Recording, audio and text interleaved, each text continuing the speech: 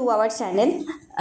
আজকে আমি দশম শ্রেণীর যেটা আমাদের চ্যাপ্টার নাম্বার 3 বাড়িমণ্ডল যে চ্যাপ্টারটা আছে সেটা নিয়ে কিন্তু আমরা আলোচনা করব। চলো আমরা চলে যাই আমাদের টপিকে। তো বাড়িমণ্ডল, আগে প্রথমে আমরা একটু জানবো বাড়িমণ্ডল চ্যাপ্টারটার নাম। বাড়িমণ্ডল মানে কি? আমরা জানি বাড়ি মানে কি, এখানে আমরা বলতে চাইছি বাড়ি মানে বিভিন্ন জল, তাই তো?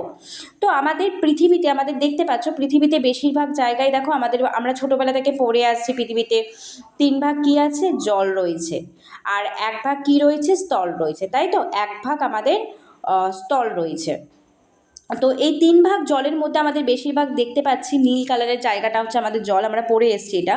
যখন আমরা দেখবো আমাদের পৃথিবীতে সাগর বা মহাসাগর বা ভূপৃষ্ঠ বা বায়ুমণ্ডলের মধ্যে যে কোনো কিছু জলরাশি আছে, কি আছে, জলরাশি, সেই জলরাশিটাকেই কিন্তু আমরা অ্যাকচুয়ালি বলে থাকি বাড়িমণ্ডল, তাই তো? এই বাড়িমণ্ডলের মধ্যে কিন্তু আমরা সমুদ্র স্রোত বা সমুদ্র তরঙ্গ সেগুলো কিন্তু আলোচনা করব।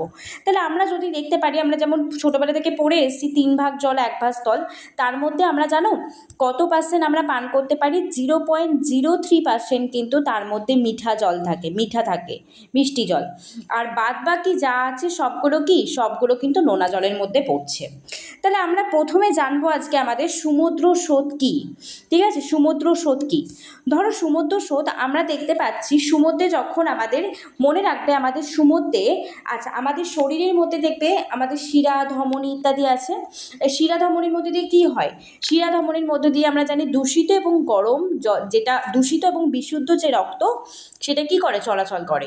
তেমনি আমাদের সমুদ্রের মধ্য দিয়ে দুটো স্রোত প্রবাহিত হয়, একটা হচ্ছে উষ্ণ স্রোত প্রবাহিত হয়, আর একটা কি, শীতল স্রোত প্রবাহিত হয়। ঠিক আছে, তো এই দুটো স্রোত কিন্তু জলের সমতা রক্ষা করে। তো যখন দেখব বায়ু প্রবাহ হোক বা আমাদের আবর্তন গতি হোক ইত্যাদি কারণে সমুদ্রের মধ্যে কোনো জলরাশির যখন অনুভূমিকভাবে, অনুভূমিক মানে কি, এই রকমভাবে এক স্থান থেকে অন্য স্থানে প্রবাহিত হবে, সেই স্রোতটাকে, সেই জলরাশিটাকে কিন্তু আমরা যখন বলে থাকি সমুদ্র স্রোত। তাহলে সমুদ্র স্রোত আমরা কি বুঝলাম? সমুদ্রের মধ্যে বিভিন্ন আবর্তন গতি হোক, বায়ু প্রবাহ ইত্যাদি কারণে যখন জলরাশি অনুভূমিকভাবে, এটা যেন মাথায় রাখো, অনুভূমিকভাবে এক স্থান থেকে অন্য স্থানে প্রবাহিত হয়, সেটাকেই কিন্তু আমরা কি বলে থাকি, সমুদ্র স্রোত বলে থাকি। ঠিক আছে, এইবারে আমরা কিন্তু সমুদ্র স্রোতের যে প্রকারভেদটা আমরা পড়লাম, আমরা 2 প্রকার সমুদ্র স্রোত জানলাম, তাই তো? একটা উষ্ণ স্রোত, একটা শীতল স্রোত। আমরা একটু ছবির মাধ্যমে দেখি উষ্ণ স্রোত আমরা কোন জায়গাটা বলি। এই জায়গাটা আমরা জানি নিরক্ষীয় অঞ্চল 0 ডিগ্রি। তো 0 ডিগ্রি থেকে আমাদের এই জায়গাটা দেখতে পাচ্ছ আমাদের পুরো ক্রান্তীয় অঞ্চল। ঠিক আছে, এখানে আমাদের ক্রান্তীয় অঞ্চল 0 ডিগ্রি থেকে এখানে 5 থেকে 10-এর মধ্যে, 0 থেকে 5-এর মধ্যে আমরা নিরক্ষীয় ধরি, 5 থেকে 10-এর মধ্যে আমরা ক্রান্তীয়, এবং তারপরে যেটা আছে নাতিশীতোষ্ণ। তাহলে আমাদের ক্রান্তীয় এবং নাতিশীতোষ্ণ মণ্ডল। ঠিক আছে, তোমরা দেখতে পাচ্ছ, আরেকবার আমি ক্লিয়ার করে আঁকি। তোমরা দেখতে পাচ্ছ এখানে আমাদের যে ক্রান্তীয় অঞ্চলটা এবং নাতিশীতোষ্ণ অঞ্চল, এখানেও ক্রান্তীয় এবং নাতিশীতোষ্ণ।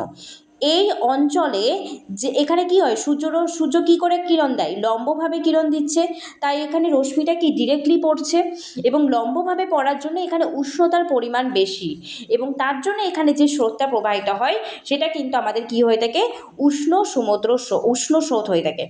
কিন্তু আমরা যখন দেখবে, আমরা যখন এই পোলের কাছে যাচ্ছি, ঠিক আছে, এই পোলের কাছে তখন দেখতে পাচ্ছি, বা মেরু অঞ্চলে যাচ্ছি, তখন কিন্তু সূর্যরশ্মি ডিরেক্টলি কিন্তু রে দিচ্ছে না, তখন কিন্তু সূর্যরশ্মি বাঁকাভাবে বা তির্যকভাবে কিন্তু পতিত হচ্ছে।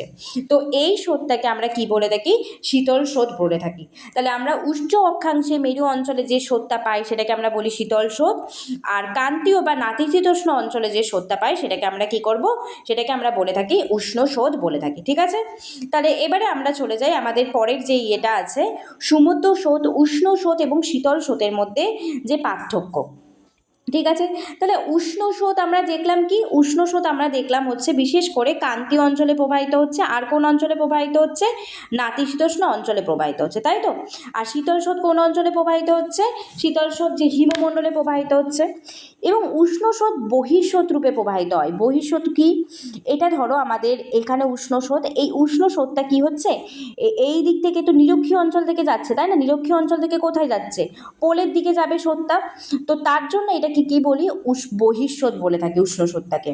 কিন্তু শীতল স্রোতটাকে আমরা কি বলে থাকি অপরপক্ষে, অন্তঃস্রোত। অন্তঃস্রোত জিনিসটা কি, ধরো আমাদের এটা হচ্ছে আমাদের এইখানে আমরা দেখতে পাচ্ছি যখন পোল থেকে বা মেরু অঞ্চল থেকে স্রোতটা আমাদের গরম অঞ্চলের দিকে আসছে, তখন কি শীতল স্রোতটা তো আসছে, অন্তঃস্রোত রূপে ভেতরে প্রবেশ করছে, তার জন্য এটাকে আমরা কি বলে থাকি, অন্তঃস্রোত বলে থাকি। ঠিক আছে। আর কি, উষ্ণ স্রোতের হালকা জলরাশিতে কিন্তু বাষ্পীভবনের পরিমাণ বেশি হয়ে থাকে। আমরা জানি উষ্ণ স্রোত মানেই বাষ্পীভবন হয়ে থাকে, বাষ্পভূত হয়ে ওপরে উঠে যাচ্ছে, কিন্তু শীতল স্রোতে কিন্তু সেই বাষ্পীভবনের পরিমাণটা কেমন হয়ে থাকে, কম হয়ে থাকে। এটা কিন্তু মাথায় রাখবে। আর কি কি আছে, উষ্ণ স্রোতে নিম্নচাপ বিরাজ করে, কিন্তু শীতল স্রোতে আমরা কি জানি, উচ্চচাপ বিরাজ করে থাকে। এবং উষ্ণ স্রোত মানেই আমাদের কোন বায়ু প্রবাহিত হয়, উষ্ণ বায়ু।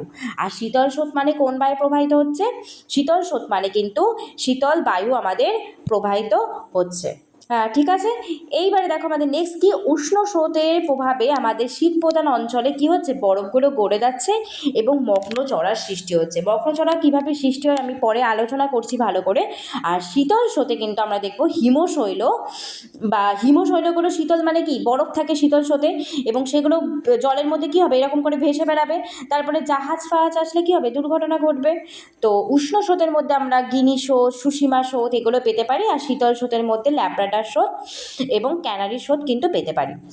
এবারে আমরা দেখব উষ্ণ স্রোতের আমাদের উষ্ণ স্রোত, আমাদের যে স্রোতগুলো পড়লাম, সমুদ্র স্রোত কোথায় হয় অ্যাকচুয়ালি, আমরা সমুদ্র স্রোত তো জানি না, এটা আসলে সমুদ্র স্রোত কোথায় আমরা জানি না, কিন্তু সমুদ্র স্রোত কোথায় আমরা কিন্তু এবারে সেটা দেখব।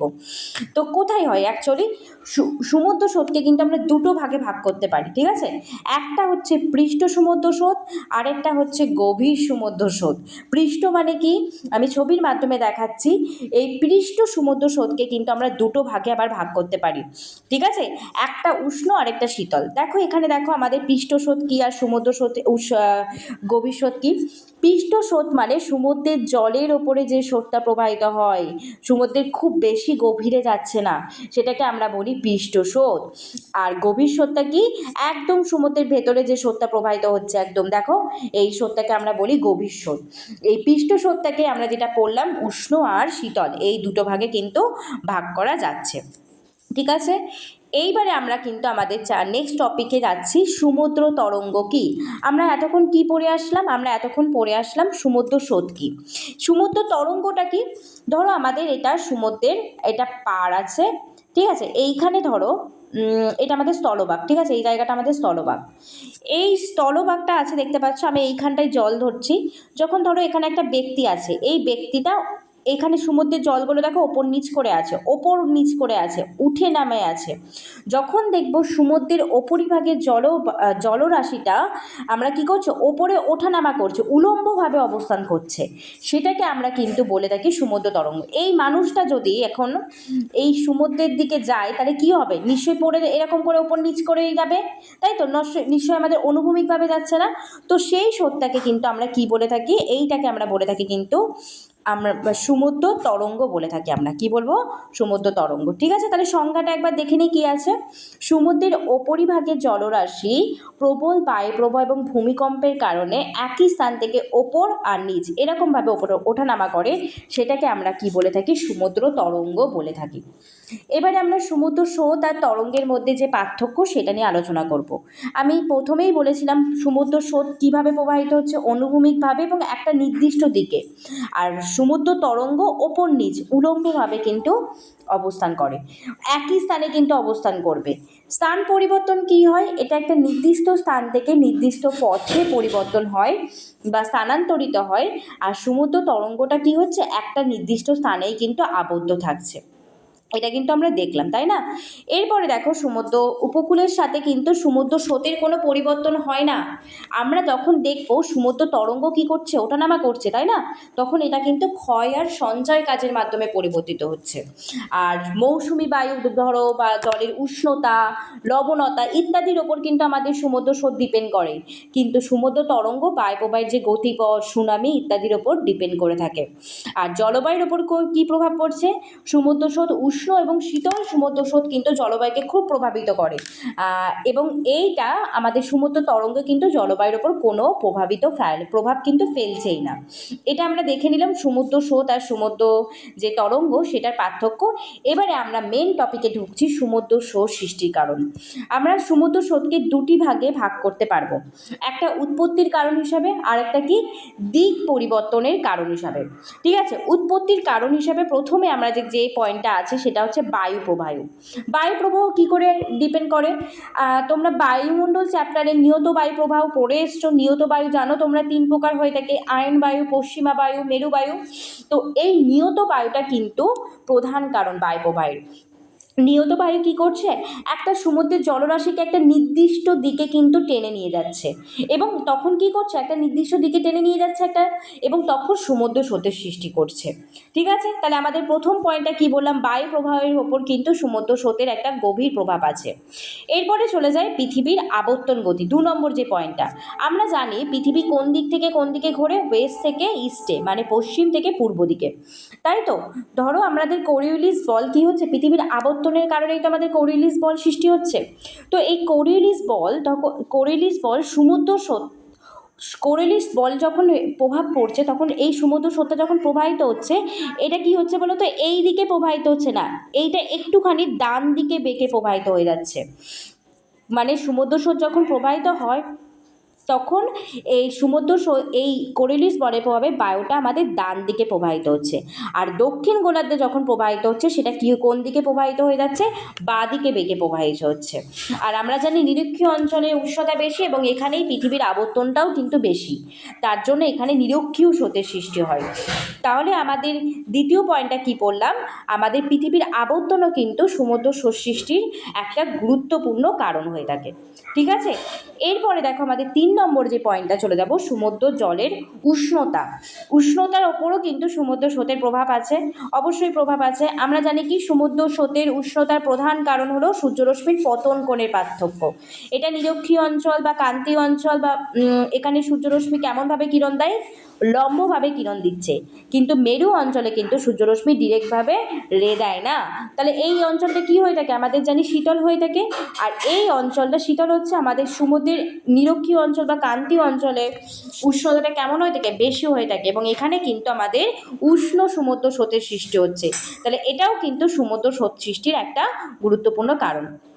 এবারে চলে যায় আমাদের সমুদ্রের জলের লবণতা এবং ঘনত্বের মধ্যে পার্থক্য। ঠিক আছে, তো লবণতার মধ্যে আমাদের যখন মনে রাখবেন লবণতার জন্য কিন্তু লবণতার সাথে ঘনত্বের কিন্তু একটা খুব সম্পর্ক রয়েছে। তো এবং এর ফলে কিন্তু সমুদ্র স্রোতও সৃষ্টি হয়। আর লবণ কি অতিরিক্ত যখন ভারী হবে তখন অন্তঃস্রোত রূপে, যখন আমরা অন্তঃস্রোত আর বহিঃস্রোত এখন পড়ে এসেছি, তাই তো? এইমাত্র দেখলাম অন্তঃস্রোত কি মেরু অঞ্চল থেকে যে বায়ুটা প্রবাহিত হচ্ছে নিরক্ষীয় অঞ্চলের দিকে সেটাকে উষ্ণ অন্তঃস্রোত বলবো, আর নিরক্ষীয় অঞ্চল থেকে যেটা বেরিয়ে যাচ্ছে সেটাকে আমরা কি বলবো? সেটাকে আমরা বলবো কিন্তু বহিঃস্রোত। তো যখন আমরা দেখব বহিঃস্রোত রূপে যখন বেরিয়ে যাচ্ছে তখন ভারী জলের দিকে প্রবাহিত হচ্ছে, তখনও কিন্তু আমাদের সমুদ্র স্রোতের সৃষ্টি হয়ে থাকে। ঠিক আছে, তাহলে অন্তঃস্রোত এবং শীতল বহিঃস্রোতের কারণেও কিন্তু লবণতার সাথে ঘনিষ্ঠভাবে সম্পর্ক আছে। এইবারে আরেকটা কারণ আছে, সমুদ্র স্রোতের দিক পরিবর্তনের ফলেও কিন্তু সমুদ্র স্রোতের সৃষ্টি হয়। কিভাবে? ঋতু অনুযায়ী আমাদের বিভিন্ন যে ঋতু আছে সেই ঋতু পরিবর্তনের কারণে বায়ু প্রবাহের দিকও পরিবর্তন হয়, এবং দিক পরিবর্তনের কারণেও কিন্তু সমুদ্র স্রোতের গতিপথটাও কিন্তু পরিবর্তিত হয়ে যাচ্ছে। ঠিক আছে, তাহলে ঋতু পরিবর্তনের সাথে এটা সম্পর্কিত। আরেকটা পয়েন্ট আছে উপকূল। কিসের জন্য সমুদ্র স্রোত সৃষ্টি হয়? উপকূলের আকৃতি। ঠিক আছে, উপকূলের আকৃতির জন্য কিন্তু সমুদ্র স্রোতের সৃষ্টি হয়। কীভাবে সৃষ্টি হচ্ছে সমুদ্র স্রোত উপকূলের আকৃতির জন্য? দেখো এখানে কিভাবে সৃষ্টি করে। এইটা ধরো আমাদের একটা উপকূল আছে, এইখানে দেখো আমাদের উপকূল আছে, এটা ধরো ব্রাজিল উপকূলটা আছে। এখান থেকে যখন সমুদ্র স্রোতটা ধরো এখান থেকে সমুদ্র স্রোতটা প্রবাহিত হচ্ছে, তখন সমুদ্র স্রোতটা যখন প্রবাহিত হচ্ছে তখন নিশ্চয়ই এইটার ওপর দিয়ে যাবে না ক্রস করে, কখনোই এটা ক্রস করে যাবে না, তাই না? তাহলে তখন কি করে যাবে? তখন কিন্তু সমুদ্র স্রোতটা এই দিকে এই দেখো সমুদ্র স্রোতটা এটাকে আমরা একটা অন্তরীপ ধরে থাকি।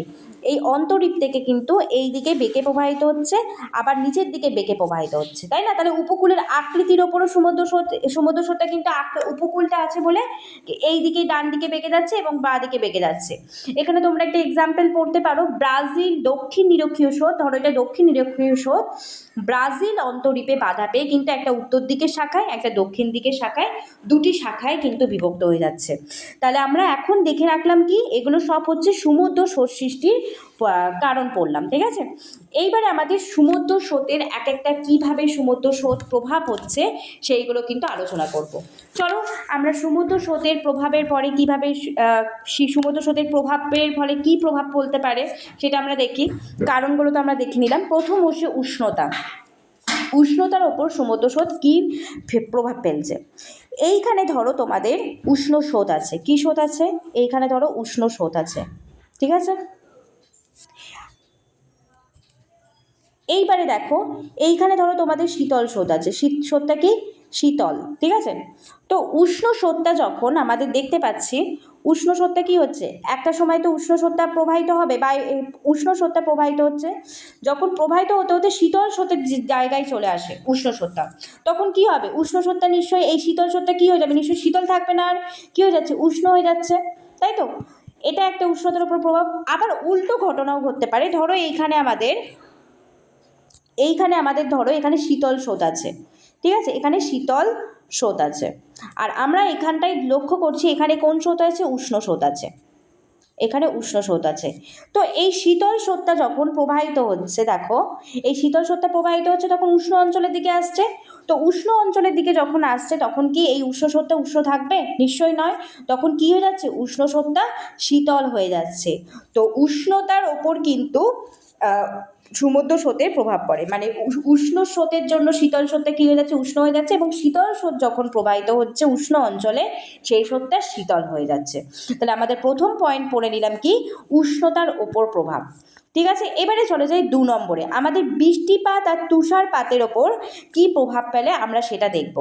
দেখো বৃষ্টিপাত এবং তুষারপাতের ওপর কী প্রভাব ফেলছে। ধরো এখানে আমি একটা প্রথমে বৃষ্টিপাতের ড্রয়িংটা আঁকছি, ঠিক আছে? এখানে আমাদের ধরো উষ্ণ স্রোত,